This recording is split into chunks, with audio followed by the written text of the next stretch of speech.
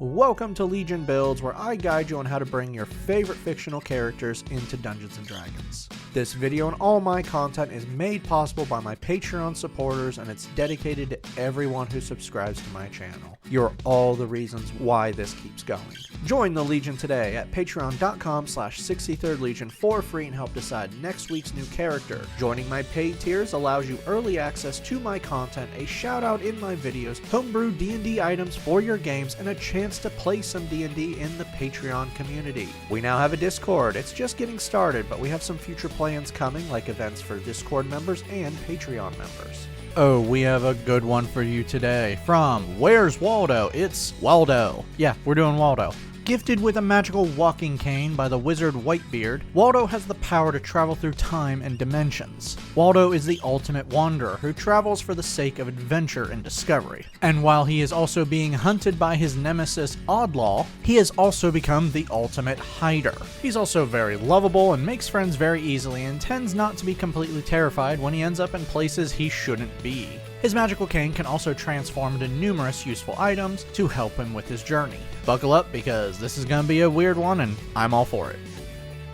For today's build, we'll be using the Player's Handbook. We're using standard point array to keep things simple, and we are multi-classing, so watch those stat minimums if you use another system. Make Charisma 15, Dex 14, Wisdom 13, Intelligence 12, Con 10, and we're going to be dumping Strength with an 8 because it's not important for this build. Waldo is a human. Resourceful grants you a free inspiration dice at the end of a long rest if you don't already have one. Skillful gives you a free skill, grab survival. Versatile gives you a free origin feat. For this feat, Lucky is going to help you hide when you need it. Maybe. It's up to you on how you use this. You have a number of luck points equal to your proficiency bonus per long rest. When you go to make a d20 test, like to hide, you can spend one of these luck points to give yourself advantage on the test. You can also use these points when someone attacks, making their attack at disadvantage. To end out your lineage, you know the language Common and 2 more of your choice.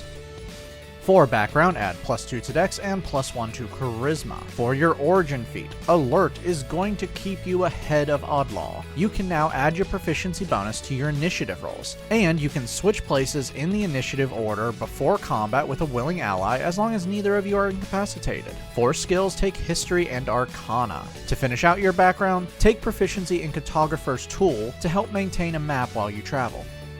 Level 1 rogues start things off with 4 skills. Take Stealth, Perception, Insight, and Investigation. You are proficient in Light Armor, Thieves' Tools, Simple Weapons, Martial Weapons with a Light or Finesse property, and the Saving Throws, Dex, and Intelligence. Expertise doubles your proficiency bonus to 2 skills. Place this into Stealth and Investigation. Thieves' Cant gives you 2 more languages. First, the coded language, Thieves' Cant, and 1 more of your choice. Sneak Attack isn't you, but it's cool. Now, once per turn, when you attack with a weapon that is finesse or range, while you have advantage on the attack or an ally is within 5 feet of your target, you can add more damage, starting off at a d6. Weapon Mastery allows you to use special properties of your weapons you are proficient with. At the end of a long rest, you choose 2 weapons you are proficient with, and now you can use their weapon mastery when you wield them. For you, your cane would probably be a club, which gives you slow. This decreases the speed of a creature you've hit with this weapon by 10 feet until the start of your next turn. Level 1 Warlocks begin with Eldritch Invocations. These are special features that either change your features or give you new ones. For your invocation, Pact of the Chain lets you summon your dog Wolf. You now know the spell Find Familiar and can cast it without a spell slot. This lets you summon a beast of CR 0, use Jackal for this, that will appear within 10 feet of you that stays until you dismiss it or it dies. While you're within 100 feet, you can telepathically communicate with Wolf. Because you got this with Pact of the Chain, this lets you choose a different form for Wolf if you want, like a pseudo-dragon or a Sphinx of Wonder. This is D&D. Go nuts and have some fun. Pact Magic makes you a limited spellcaster. You have only a few spell slots, but these spell slots will receive upgrades to them. Charisma is your spellcasting modifier, and you regain spell slots at the end of a short or long rest. You're starting off with 2 cantrips and 2 first level spells. For your spells, Friends lets you charm a stranger. Targeting a creature that is a humanoid within 10 feet, you force a wisdom save. If they fail, they are charmed by you for 1 minute while you maintain the spell, but when it ends, they will know you charmed them. Blade Ward gives you a slight protection against attacks. For 1 minute while you maintain the spell, all attacks against against you must subtract 1d4 from the attack roll. Charmed person targets a humanoid within 30 feet and forces a wisdom save. If they fail, they are charmed for 1 hour, but will know what you did when the spell ends. Detect magic lets you sense magical energy within 30 feet of you for 10 minutes while you maintain the spell. You can use your action to sense what school of magic the energy is from, but not what the magic does. Level 2 Warlocks gain Magical Cunning. You can now spend 1 minute to regain used spell slots, but can only get back half of your grand total, which is now 2. I told you they were going to be limited. You can do this once per long rest. You also get 2 more invocations. For these invocations, Armor of Shadows lets you cast Mage Armor without a spell slot. This gives you an AC of 13 plus your Dex modifier for 8 hours. Pact of the Blade lets you summon your cane to you. With a bonus action, you can summon any weapon you want. You will be proficient with this weapon, you can use your Charisma for attack and damage, it's your Warlock spellcasting focus, and you can choose its damage type from Radiant, Necrotic, or Psychic. For your new spell, Comprehend Language lets you understand any language you see and hear for 1 hour. Level 2 Rogues learn Cunning Action. Dash, Disengage, and Hide are bonus actions for you. Level 3 Rogues now have access to their subclass. Thief from the Player's Handbook is perfect for adventurers. Second Story Work gives you a climbing speed equal to your walking speed, and now you use your Dex modifier for jump distance. Fast Hands now lets you use a bonus action to disarm traps with Sleight of Hand, and use the Magic and Utilize actions. Steady Aim gives you advantage on your next attack. Now on a turn that you haven't moved, you can use your bonus action to give yourself advantage on your next attack, but your speed becomes 0 for the rest of the turn. Your sneak attack is now 2d6 extra damage. You've hit character level 5. Bring your proficiency bonus to +3. Level 4 Rogues earn our first ability score improvement, Bump Up Dex for better stealth.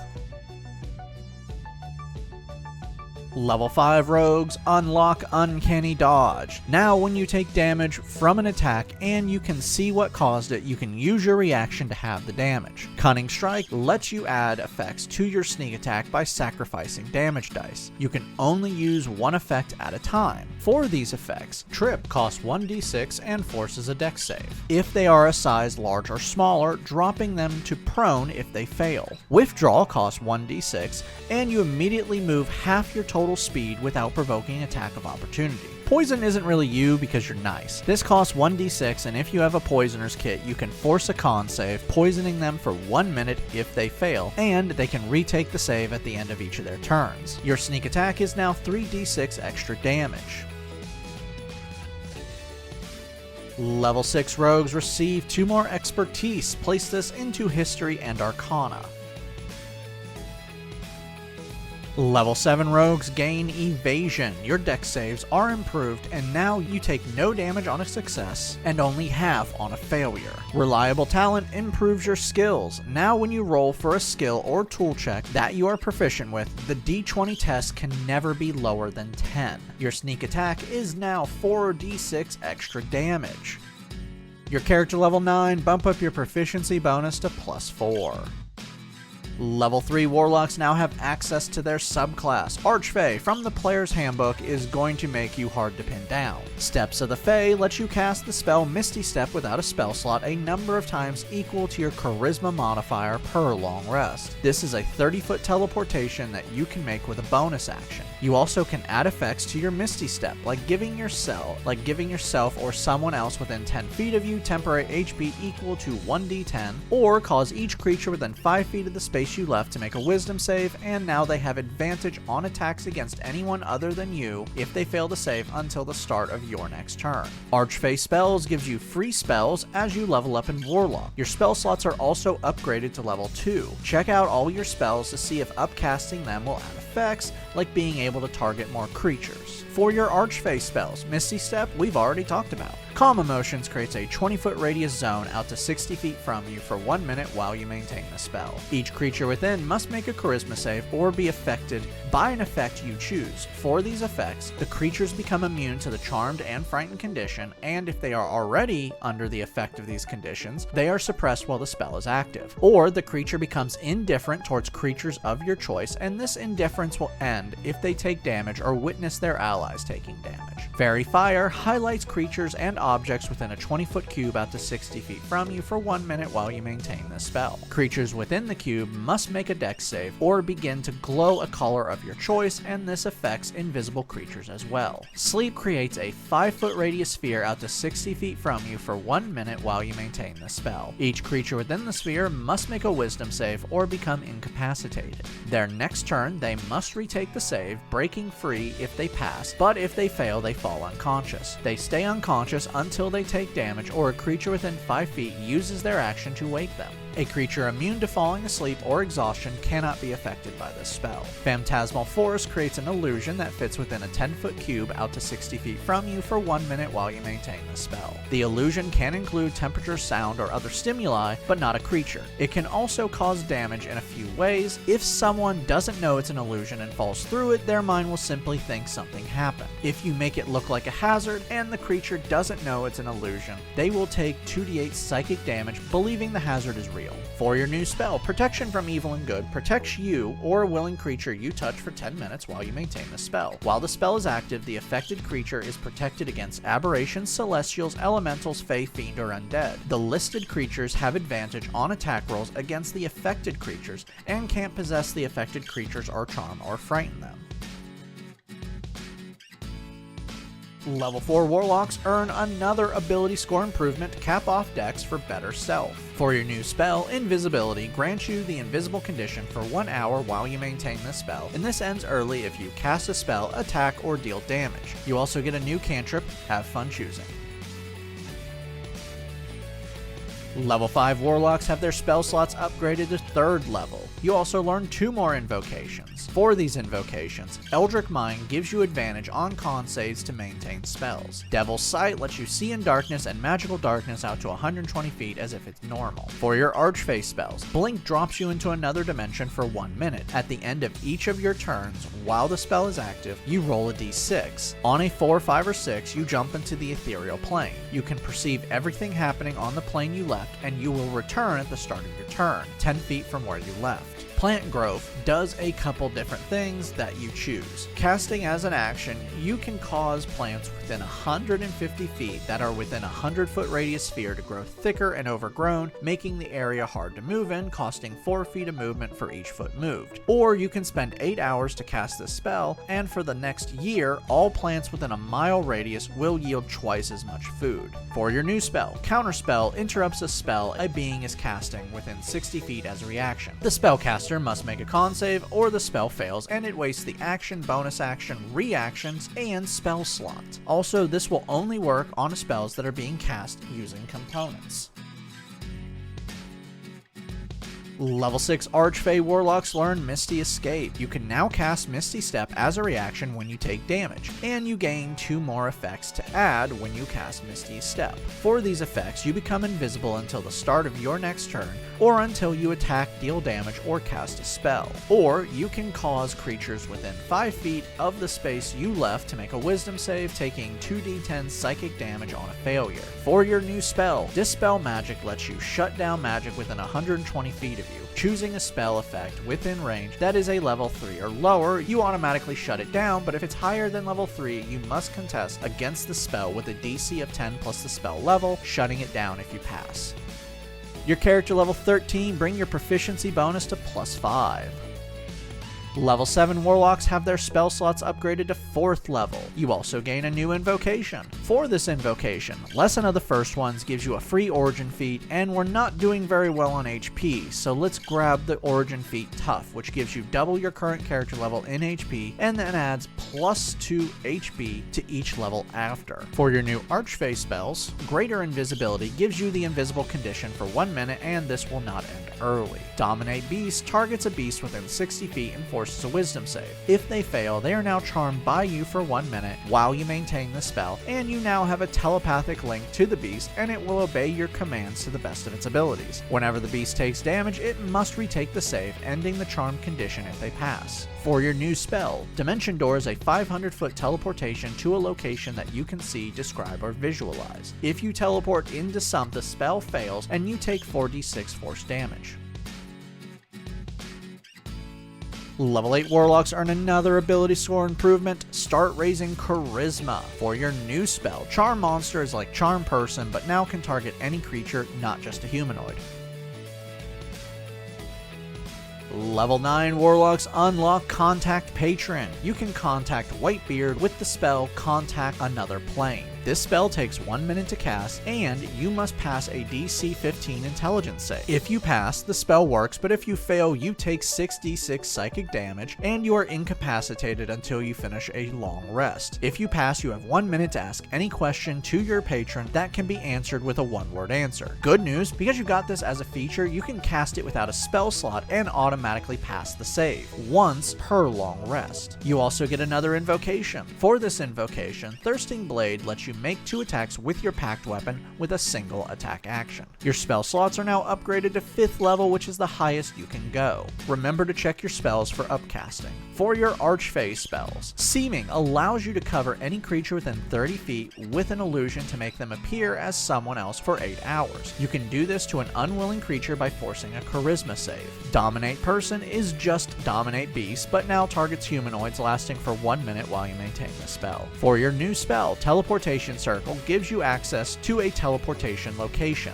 You now know the location of 2 circles that you can teleport to. You can also learn new circles as you travel. This spell takes 1 round to cast, so you're not using it in combat.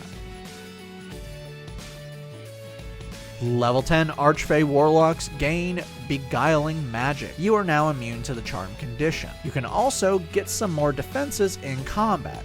When you are hit by an attack, you can have the damage with a reaction, and then you force a wisdom save against the attack. If they fail, they take the same amount of damage they hit you with, but in psychic damage. You can do this once per long rest, or by burning a Warlock spell slot. For your new spell, you get 1 more cantrip here. Have fun choosing. You've hit the final milestone, character level 17. Max out your proficiency bonus at +6. Level 11 Warlocks receive their first Mystic Arcanum. These are free spells that are over level 5 that you can cast without a spell slot per long rest. Your first Arcanum is at 6th level, and for this Arcanum, Arcane Gate opens 2 gateways that connect to each other out to 500 feet. You decide which way the gateways travel, and they last for 10 minutes while you maintain this spell. You also now have 3 spell slots. For your new spell, take what you want. Level 12 Warlocks earn our final ability score improvement and your character level 19, so you have access to epic boons. I'm going to end this with capping out on Charisma, but you can take a boon if you want. You also get your final invocation. For this invocation, Devouring Blade lets you attack 3 times with your packed weapon with a single attack action. Our final level is level 13 Warlock, and you get another Mystic Arcanum, and this time it's 7th level. For this Arcanum, Plane Shift allows you to cross dimensions. You and up to 8 willing people teleport to another plane of existence, and you can learn teleportation circles on that plane to teleport to. For your final spell, take what you want. Now that we've hit level 20, let's recap. Your stats are Strength 8, Dex 20, Con 10, Intelligence 12, Wisdom 13, Charisma 20. Your total character levels are Rogue 7, Warlock 13. Let's dive in. You are hard to find. Your total stealth is +17, you can never roll lower than 27, you can hide with a bonus action and give yourself invisibility. You can also cross dimensions. You can teleport up to 5 times for free, up to 30 feet, or out to 500 feet with a spell slot. Your shortest range teleportation can also do several effects when you use it, and your longest range teleportation crosses dimensions. Finally, this is really an RP build. Your whole kit is to travel and have fun, which will lead us into our cons.